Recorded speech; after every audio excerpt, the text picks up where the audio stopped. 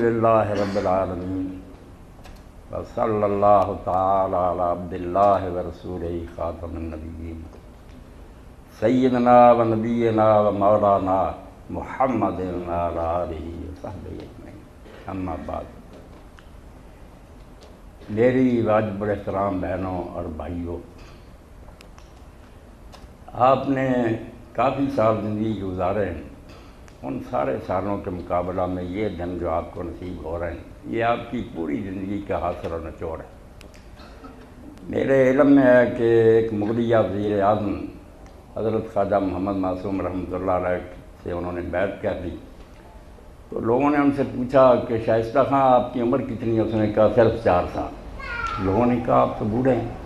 اس نے کہا جو پہلے گزری سب بیکار اور ضائع، جو حضرت کی صحبت میں دن بسر ہوئے، اصل میں زندگی یہی ہے۔ تو آپ یقین جانیں یہ چند دن جو آپ کو اللہ نے نصیب کیے، اس سے بہتر دن آپ کی زندگی میں کوئی نہیں آئے، کوئی ہی دن کا مقابلہ نہیں کر سکتی۔ نہ جہاں میں راحت جاں ملی، نہ جہاں میں راحت جاں ملی، نہ صدائے امن و امان ملی، جو دوائے درد نہاں ملی تو ملی بہشت حجاز میں۔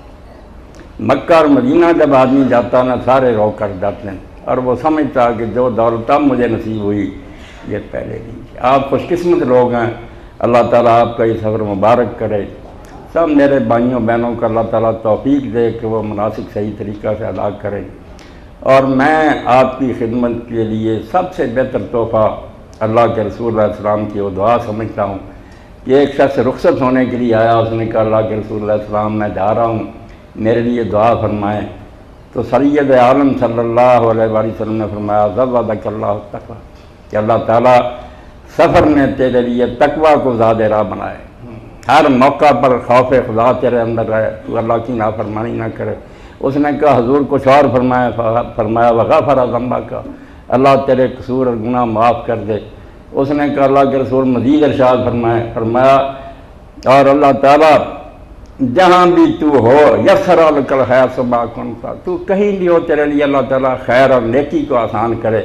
اس نے کہا اللہ کے رسول علیہ السلام کوئی کسر نہیں رہی کہ تقویٰ میرا زاد راہ ہو، گناہ بخشے جائیں، اور میں جہاں بھی ہوں مجھے اللہ تعالیٰ نیکی کی توفیق دے۔ اس کے بعد کیا باقی رہ گیا؟ تو میں بھی آپ سب بہنوں اور بھائیوں کے لیے یہی دعا کرتا ہوں کہ سفر میں اللہ تعالیٰ تقویٰ کو آپ کا زاد راہ بنائے۔ کسی مرحلہ میں اختلاط ہوگا مرد و عورتوں کا، طواف کعبہ میں بالکل ایک دوسرے سے کندھا چھڑ رہا ہوگا، ایسے موقعوں پر نظر کی حفاظت کرنا۔ میرے علم میں مولانا مرزا خان بریلوی رحمۃ اللہ علیہ اپنے رسالہ میں لکھتے ہیں کہ خبردار میدان عرفات میں، حرم میں کسی جگہ تمہاری نظر بھٹک نہ جائے، یوں سمجھو کہ اس وقت عورتیں جو ہیں یہ شیر کے سامنے اس کے بچے بیٹھے ہوئے، شیر کی گود میں ہیں، بری نظر دیکھو گے تباہ ہو جاؤ گے۔ شیر نہیں چھوڑے گا، شیر اللہ تعالیٰ وہ دیکھ رہا کہ یہ کیا کر رہے ہیں۔ اس لیے اللہ آپ کی حفاظت فرمائے، تقویٰ کو زیادہ راہ کرے، گناہ معاف کرے اور نیکی کی توفیق دے۔ 2 چیزیں عمل کی مقبولیت کے لیے شرط ہے۔ کوئی کام بھی آپ کریں، نماز اور روزہ خیرات و حج، 2 چیزیں نہیں پائی جائیں گی تو سارا دھندا بیکار ہے۔ ایک نیت ہے کہ آپ کا عمل جو ہے خالص اللہ کی رضا کے لیے ہونا چاہیے۔ اللہ کے رسول علیہ السلام کی یہ حدیث پاک جب حضرت ابو ہریرہ رضی اللہ عنہ نے بیان فرمائی تو حدیث پاک میں آتا 3 مرتبہ بے ہوش ہو گئے، بڑی مشکل سے ہوش سنبھال کر یہ بیان فرمایا۔ اب دیکھیں کہ میں اور آپ سارے اس کے مطابق اپنے آپ کو آئینہ میں دیکھیں تو کیا حال بنتا ہے۔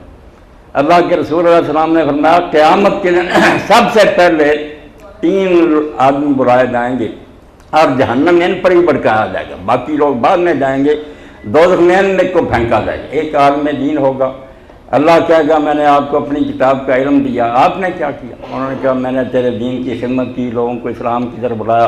اللہ نے کہا جھوٹ بولتے، تم یہ چاہتے ہو کہ تمہیں قاری اور عالم کہا جائے، لوگ تمہارے ہاتھ چومیں، تمہاری خدمت وہ ہو چکا، تمہاری نیت کے مطابق تمہیں جو ملنا تھا مل گیا۔ فیو ہمارا بے فیو صبر النار، حکم ہوگا بالوں سے گھسیٹ کر دوزخ میں لے جاؤ۔ کتنا بڑا کام تھا، کام نہیں آیا۔ غازی بلایا جائے گا، شہید کہا جائے گا، تمہیں قوت دی تھی، وہ کہا تھا میں نے تیری راہ میں جان دے دی۔ فرمایا میری راہ میں تم بہادری کا مظاہرہ کرنا چاہتے تھے، تمغہ لینا چاہتے، مل گیا، مجھ سے کیا مانگتے ہو؟ اسی طرح سخی بلایا جائے گا، جس نے اب 3 ہی نیکیاں کہ علم دین ہے، جہاد ہے اور سخاوت۔ سخی کو بھی کہا جائے کہ تم سخی کہلانا چاہتے تھے سیٹھ صاحب وہ ہو گیا، میرے پاس تمہارا کوئی اجر نہیں۔ اس لیے اللہ کے رسول اللہ علیہ وسلم فرماتے تھے کہ اعمال کا دار و مدار نیتوں پر ہے۔ صرف سفر کرنا، مکے جانا، اس سے حج نہیں ہوتا، نیت پہ دل میں تمہارے کیا، تم کیوں جا رہے ہو۔ کتنے لوگ ہیں جو صرف ان کی بچیاں کی شادی ہے، میں دیکھا میں کہ حرم میں کھڑے ہو کر دعائیں کریں بچی کی شادی ہو جائے، بیٹے کو نوکری مل جائے، انہوں نے یہ سمجھا کہ یہ بھی کوئی درگاہ ہے جہاں جا کر حاجتیں پوری، بس اس لیے سفر کر دیں، کسی کا کام توبہ توبہ۔ تو بھئی یہ ضمنی چیزیں ہیں، اللہ دے گا یہ بھی، مگر اصل نیت آپ سب کی یہ ہونی چاہیے کہ ہماری زندگی جو گزری اللہ تعالیٰ ہم سیاہ کار ہیں، روح سیاہ ہے، ہمارا نامہ اعمال گندہ ہے، ہم نے سنا ہے کہ جو تیرے دروازے پر حاضر ہو جائے، تو نے اپنے رسول کی زبانی وعدہ کیا کہ میں اس کے پچھلے سارے برے اعمال ختم کر دوں گا، اور حج و یحرم ما قبلہ جو پہلے ہے نا سارے پر پانی پھر جائے گا۔ میں تو صرف اس لیے آیا ہوں، بال بچہ چھوڑا، گھر چھوڑا، دھکے کھائے، اور تیرے دروازے پر آ کر کھڑا ہوں، معافی چاہتا ہوں۔ یہ احساس اپنے اندر لے کر جائے، باقی سب چیزیں چھوڑیں۔ آپ جب اس دروازے کے سامنے کھڑے ہوں، روضہ رسول کے سامنے کھڑے ہوں، تو شرم سے سر جھکا ہوا ہو، نگاہیں نیچی، اور سوچ رہے ہوں کہ کہاں میں اور کہاں یہ صبح سے گل، نسیم صبح تیری مہربانی، میرے جیسا بدکار اور اس جگہ حاضر جہاں اللہ کے رسول اور انبیاء کے قدم پڑے، یہ اس کی عنایت اور مہربانی ہے۔ معافی مانگنی ہر بہن اور بھائی یہی ہر وقت کرے۔ دعائیں جو ہے نا آپ کو بھی شاید کتاب میں دی ہوگی، بینک والوں نے، علماء نے، میری التجا کی یہ کتابیں یہی چھوڑ دیں، کسی کتاب کو ہاتھ نہ لگائیں۔ ان لوگوں نے حج کو برباد کر کے رکھ دیا۔ اللہ کے رسول علیہ السلام نے کوئی دعا نہیں مقرر کی، کوئی چیز نہیں سکھائی کہ یہاں یہ پڑھو یہ پڑھو۔ سچ فرمایا امام مالک رحمۃ اللہ علیہ نے، امام محمد بن حسن نے، کہ جب تم کوئی دعا مقرر کر دو گے کہ یہ رٹی پڑھو، تو سوز و گداز کہاں پیدا، لوگوں کو رونا کہاں آئے گا، وہ اپنے دل کی بات کہاں کہیں گے، کچھ نہیں یاد کرنے کے لیے۔ بالکل آپ سب چھوڑیں، ایک تلبیہ ٹھیک ہے کہ لبیک کہنا جو ہے وہ حج کے لیے لازم ہے، اس کا بھی کوئی فکر نہ کریں۔ اگر کوئی زیادہ نہیں پڑھ سکتا تو میرے بہن بھائی بوڑھے ہم لبیک اللہم لبیک لبیک اللہم لبیک ہی کہتے جائیں، گزارا ہو جائے گا۔ باقی طواف کعبہ میں سید کائنات صلی اللہ علیہ وسلم نے ایک دعا پڑھی ہے کہ جب رکن یمانی سے حجر اسود تک آتے تو ربنا آتنا فی الدنیا حسنۃ وفی الآخرۃ حسنۃ وقنا عذاب النار، یاد ہو تو یہ پڑھ لیں، ورنہ لازمی یہ بھی کوئی نہیں، آپ جو جی چاہے پڑھیں، جو آپ کے دل سے نکلے، پنجابی میں نکلے، نظم میں نکلے، نثر میں نکلے، اپنے دل کی بات کریں، آپ دیکھیں گے حج کا لطف آ جائے گا۔ اور اگر آپ کتابیں سناتے رہے نا، اللہ تعالیٰ کے ہاتھ میں پکڑی اس چکر میں یہ پڑھو دروازے کے سامنے، اللہ ان لوگوں کو معاف کرے۔ کیوں انہوں نے جعلی چیزیں بنا لی جو اللہ کے رسول نے نہیں کی تھی، کسی حدیث میں نہیں تھی۔ طواف شروع کرنے سے پہلے اللہم انی نویت الحج والعمرہ تک کیوں بناتی باتیں بنائی؟ اس لیے میری پہلی التجا یہ آپ حضرات سے کہ آپ صرف نیت اپنی خالص کریں کہ معافی لینے جانا ہے، باقی سارے کام جو نا اللہ تعالیٰ خود ہی کرے گا۔ اللہ کی بارگاہ میں اور سرکار دو عالم صلی اللہ علیہ وسلم کے سامنے آنسو بالے ہیں کہ ہماری زندگی اگر رائے گاہ گئی ہے، ہم نے برباد کیا اپنے آپ کو، تو یہ گھر ہے جہاں معافی ملتی ہے، اللہ کے رسول کی سفارش سے لوگ نجات پاتے ہیں۔ ہمیں بھی یہاں سے خالی نہ لوٹانا، ہماری جوڑیاں مغفرت اور بخش سے بھر دینا، اصل مقصد اور یہ ہونی چاہیے کہ اللہ تعالیٰ معاف فرما دے، اور اتنے قصور اور گناہ زندگی کے معاف ہو جائیں تو اس سے بڑا انعام کیا ہے۔ اور دوسری بات جو کسی عمل کی مقبولیت کے لیے شرط ہے کہ نیت خالص کے بعد طریقہ جو ہے نا وہ محمد رسول اللہ صلی اللہ علیہ وسلم کا ہونا چاہیے۔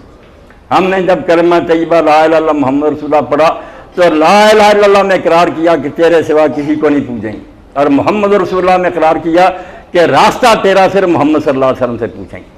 اور یہ اب اتنا لازم ہے کہ حضرت موسیٰ علیہ السلام کریم اللہ، تورات اللہ نے ان کو دی تھی، اللہ کے رسول اللہ علیہ السلام نے ایک موقع پر فرمایا لو کان موسیٰ حیا بھائی، اگر میرے زمانے میں موسیٰ علیہ السلام بھی اس دنیا میں ہوتے تو ان کے لیے یہ اس کے سوا چارہ نہیں تھا کہ میری پیروی کرے۔ اب دور میرا ہے، میرے پیچھے چلے بغیر کسی کا کوئی عمل قبول نہیں ہوگا۔ اس لیے آپ یقین جانیں جتنی باتیں لوگوں نے گھڑی ہیں نا، اب موقع نہیں چاہیے ہوتا، پہلے کوئی وقت ہوتا تو میں آپ حضرات کی خدمت میں کچھ بدعات اتنی ہیں حج اور عمرہ میں کہ حیران ہوتا آدمی، عالم ڈوبے ہوئے، جعلی بنائی چیزیں جن کا دین میں کوئی نام و نشان نہیں، نہ وہ اللہ نے کہی ہیں، نہ اللہ کے رسول نے کی ہیں، نہ صحابہ نے کی، مگر وہ دین بن گئی، لوگ ان میں پھنسے ہوئے۔